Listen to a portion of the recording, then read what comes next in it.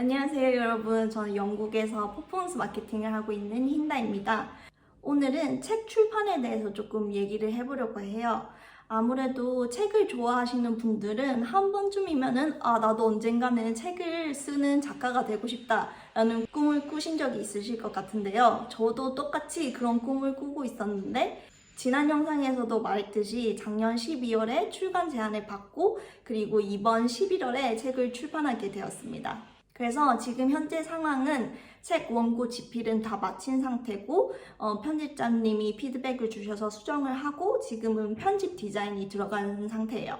그래서 편집 디자인을 하면서 제가 어떤 색을 쓰고 싶은지 피드백을 드리고 그리고 최종적으로 원고가 나오면은 제가 마지막으로 검수를 해서 그리고 책이 출판되게 됩니다. 그래서 오늘 영상에서는 어떻게 책 출판 과정을 시작하게 되었는지에 대해서 얘기를 해보려고 합니다. 일단은 책 출간 방식에는 두 가지가 있어요. 일단은 셀프 출간, 자비로 출판하는 방법이 있고 그리고 두 번째는 출판사를 통해서 출간하는 방법이 있어요. 그래서 일단 자비 출판을 할 경우에는 일단은 내 돈으로 다 투자를 해서 출판을 하는 거기 때문에 수수료가 낮고 거의 수수료가 없다고 보면 되겠죠? 일단 인쇄비랑 그리고 이것저것 필요한 그런 제작 비용만 지불하면 되니까. 그 대신 일이 많아요. 내가 어디서 출판을 할 건지 인쇄소도 찾아야 되고 그리고 유통도 직접 해야 되고 뭐 기타 등등 1인 출판사를 세우고 이런 과정이 여러 가지가 있거든요.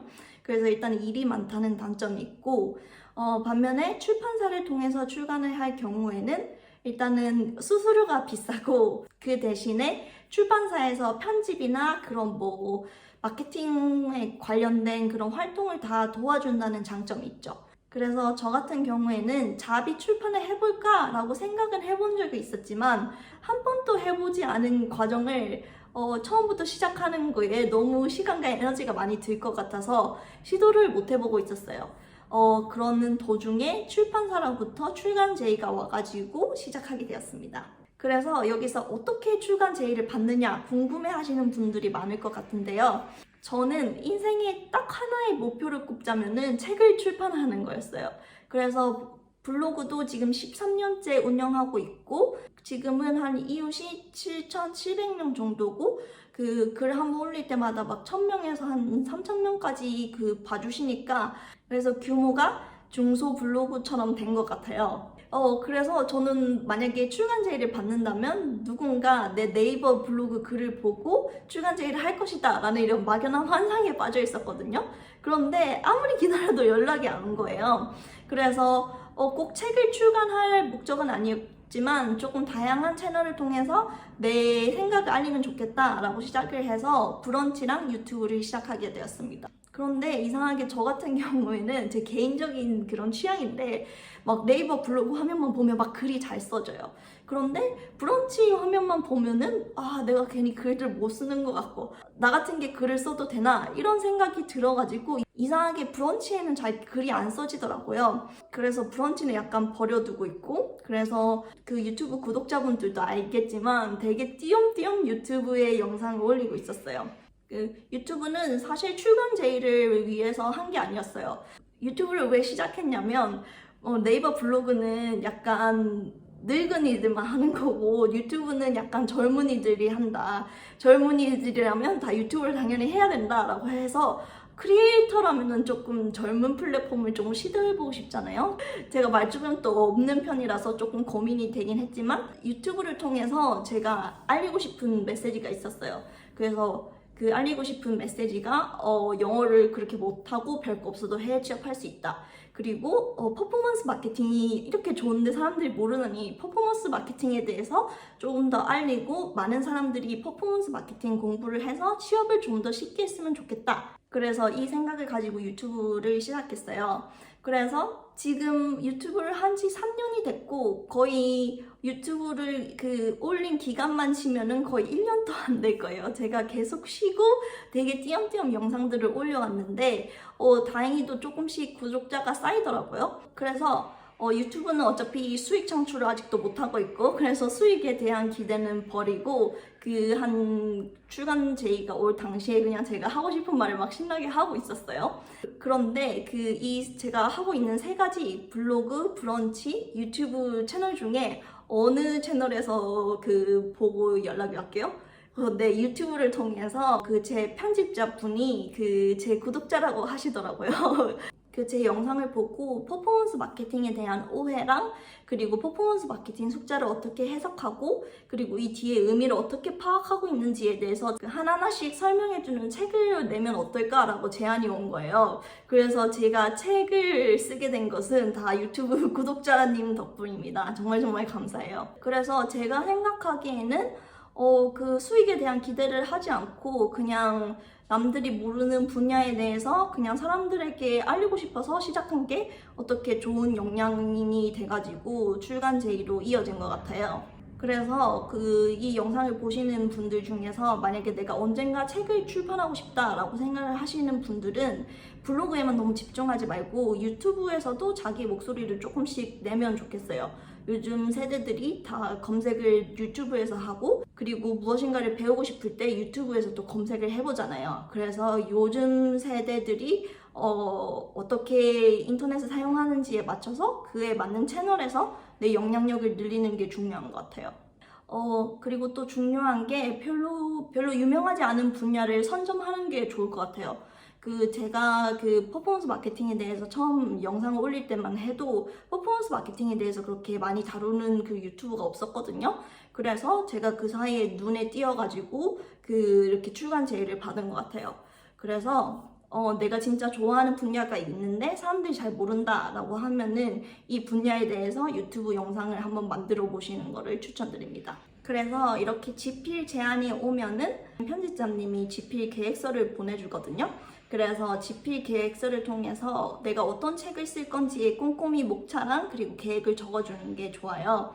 그래서 제가 포함했던 거는 내용 요약, 이게 어떤 책이 될 것인지, 그리고 제가 책에서 다룰 기술에 대해서 기술이 전망이 어떤지, 동향이 어떤지에 대해서 적고, 그리고 타깃 독자는 누구인지, 그리고 간단한 제 이력이랑 목차에 대해서 적어요.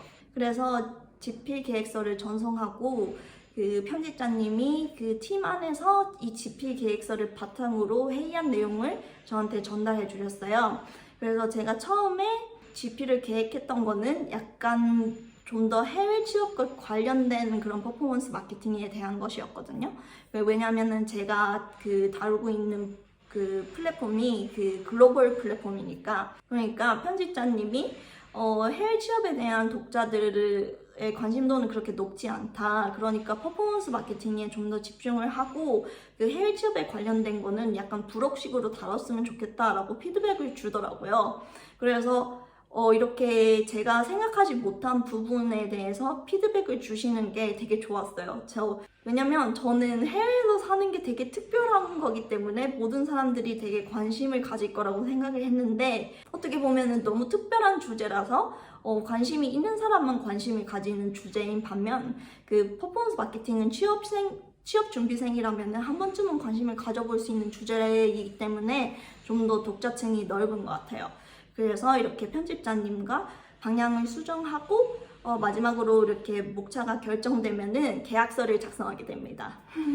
아마 이 영상을 보시는 분들은 계약의 인쇄율이 얼만큼 되는지에 대해서 되게 궁금해 하실 것 같은데요. 저도 집필 계획서 이렇게 작성하고 이메일 보내면서 혹시 계약서 작성 시점은 언젠지 물어보고 되게 엄청 궁금해 했거든요. 왜냐면 계약서를 보낼 때 인쇄율이 나오거든요. 내 책을 팔면은 내가 몇 %를 받을 것인지. 그래서 제가 계약한 인쇄 내용을 공개해 드릴 수는 없지만 보통 네이버에 검색해 보면은 인쇄가 책값의 10% 정도로 책정되는 게 일반적이라고 하더라고요. 그래서 예를 들면 책이 17,000원이면은 작가는 1,700원을 받는 거죠. 그래서 보통은 출판사보다 유통사가 더 많이 가져가요.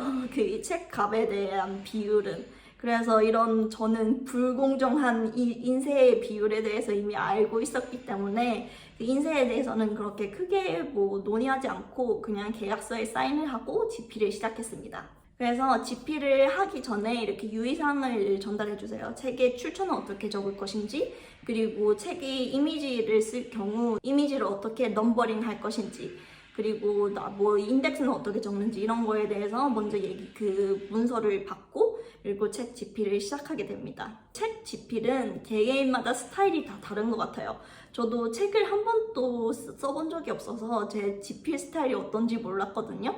책을 차례대로 순서대로 적는 것을 좋아하는 사람들이 있는 반면 영감이 떠오를 때마다 그 영감이 떠오른 목차부터 적는 사람들이 있어요. 그래서 제 친구 중에 이미 책을 쓴 사람이 있는데 그 영감이 떠오르는 것부터 적는 게 되게 책을 빨리 완성하는 데 도움이 된다고 이미 말해줬거든요.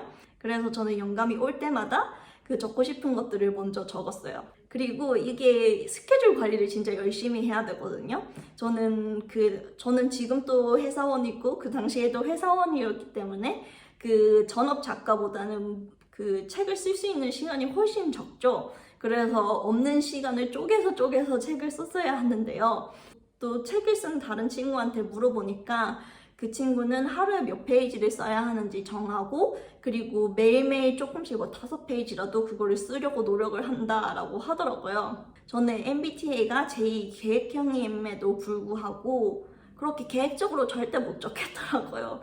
이렇게 딱 노트북을 켜고 글을 쓰려고 하면 너무너무 쓰기 싫어요. 너무너무 재밌는 것들이 많이 생각나고 그래서 마치 저희 막 시험 기간이면은 막 진짜 오만 개 다 재밌는 거 알죠? 막 갑자기 다큐멘터리도 재밌어 보이고 갑자기 집안 또 청소하고 싶고 저는 그 기간이 거의 7개월 동안 유지가 됐어요.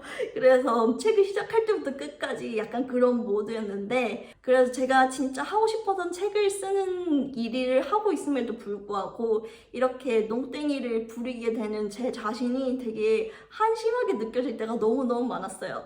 그래서 계속 멘탈 관리를 잘 해야 되는 것 같아요. 책을 쓰면서. 그래서 결국에는 저는 그렇게 하루에 정해놓고 분량을 쓰는 거는 절대 못했고 그 영감의 신이 올 때마다 책을 엄청 적었어요. 그래서 최고 기록은 많이 적었을 때는 하루에 50장 적은 적도 있어요. 그래서 총 그 책 집필 기간은 7개월이 걸렸지만 그 중에서 집중해서 책을 쓴 기간은 그렇게 많지는 않다는 점.